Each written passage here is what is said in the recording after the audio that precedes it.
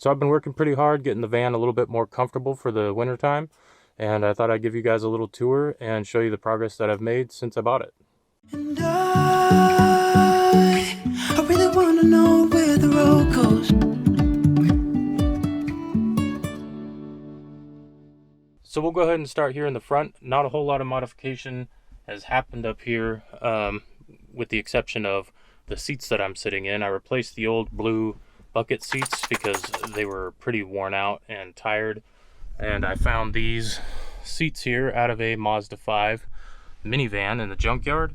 Got them for 80 bucks, about $37 a piece or something, and I'm pretty happy with them. So these things are actually pretty neat. They're middle row seats from a Mazda 5 minivan. This passenger side one has this flip out cup holder and storage cubby thing, and if you lift up on here, there's some storage under the seat. I just have Remy's dog stuff in here, first aid kit, some extra fuses and stuff. I replaced this shoulder belt with just a lap belt so that I can swivel this seat around without having to disconnect the seat belt up there. And I don't usually have passengers, so it's pretty rare that it'll be like a safety issue. But that's about it. Got an extra roadside kit up there, a fire extinguisher, which I'm probably going to mount right here. The plastic cover that went over the doghouse was all cracked and just falling apart, so I think I'm just going to leave it off, mount the fire extinguisher there. I tore out the radio because I had to pull the dash to fix a water leak coming from the AC box, and while I was in there, the radio wiring was all janky. The speakers were toast, so I just pulled everything out. I usually use this Bluetooth speaker when I'm driving anyway, so whatever. I'm just going to put a storage cubby in there and then maybe make a panel for the cigarette lighters. You see I have them labeled here. Do some USB plugs or something right there and call that good. Replace the dash lights with some LEDs because they were impossible to see unless it was pitch black. And that's pretty much the front. So we'll go ahead and move on to the back area. So up here we have a storage loft, which is just a section of the original roof. I'm typically keeping my camera bag up here, my laptop. I have a couple boxes of movies and a CD binder of movies and stuff. And this kind of, honestly, it's just kind of a catch-all right now. Got some workout things, wrist brace, just some stuff like that. Had my friend Ricky paint this headboard for me, which is a kind of a replica of my tattoo. It's Mount Jefferson in Central Oregon, my favorite mountain, so I'm pretty happy with that, how that turned out. I made these insulated roof panels. I wrapped them in fleece because I wanted some kind of synthetic fabric that wasn't going to mildew so bad. They're adhesive on there. Some of them are Velcroed. These smaller ones are Velcroed on. The side panels are removable. I just Velcroed those because these need to come out if I ever need to remove the headboards. These pieces of wood I originally had laying flat to hide the original roof channel there that was full of screws and things to hold the high top roof on. So I just screwed them on vertical and then wired in some LED rope lights. So I made these pretty simple curtains. I made a video on how I made those.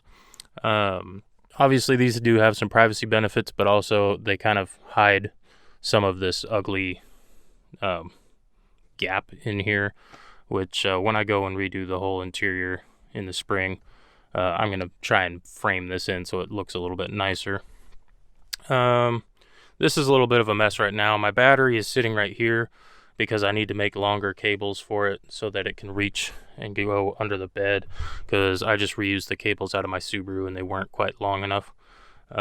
This is a diesel heater. It is currently broken, so I'm gonna have to get in there and fix that.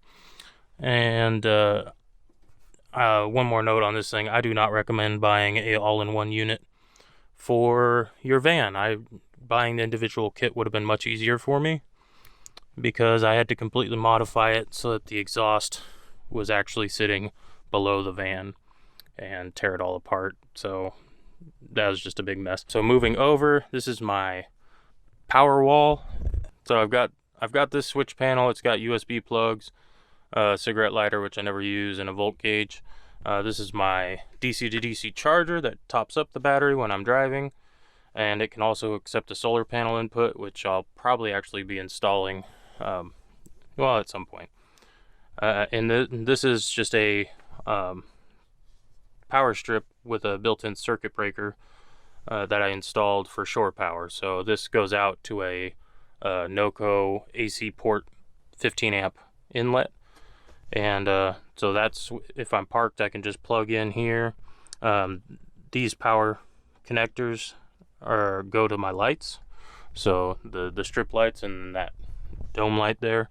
So I'm wired them in with these DC plugs, so that I can quickly, if I'm parked, I can just swap the plugs over to this thing, to the power wall, so I'm not draining the battery for no reason. I do have a mini fridge. It only works off of shore power at the moment because I don't quite have the battery power to be charging this thing off grid or powering it off grid. So mostly it's a nightstand at the moment. Carbon monoxide alarm. This is the dimmer for the lights, for the strip lights. Remote for the diesel heater. And I'm a pretty big Star Wars nerd, and The Mandalorian is an awesome show, so I got this funny painting from Ashley Rain Art with The Mandalorian fishing with Baby Yoda there. So check her out. She's got some pretty cool novelty art. Switching over here, I got this old filing cabinet for free off of Facebook. I painted it white because it was just this oak color, and put these baby locks on it so that the doors aren't sliding open. You can help me here, Remy?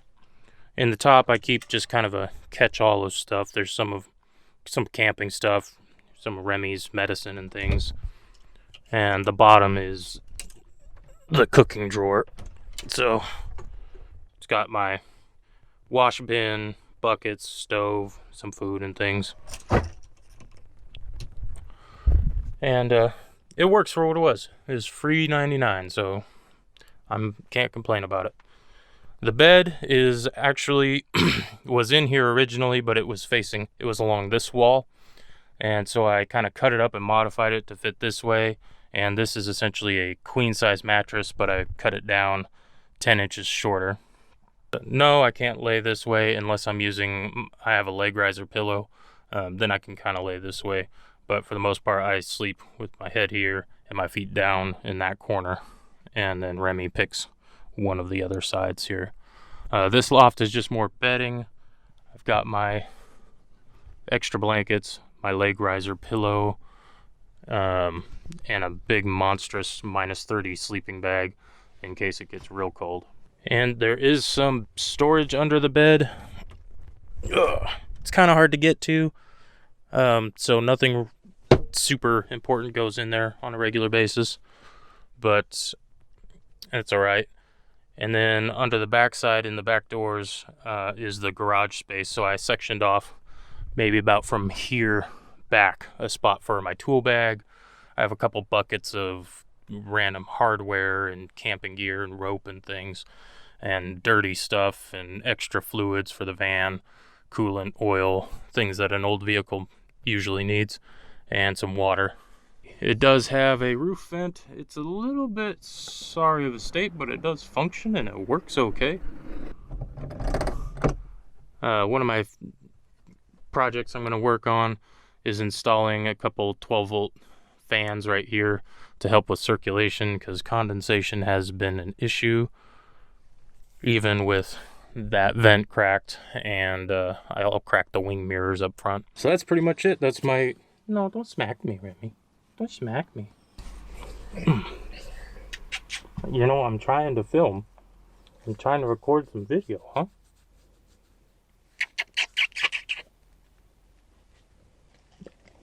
Okay. I'm almost done. That's it. That's my pretty simple interior so far. I've made it much more comfortable than it was when I started. Maybe this gave you guys some ideas, and go ahead and subscribe if you want to see where else this project takes me. So that's it. I will see you guys on the next one.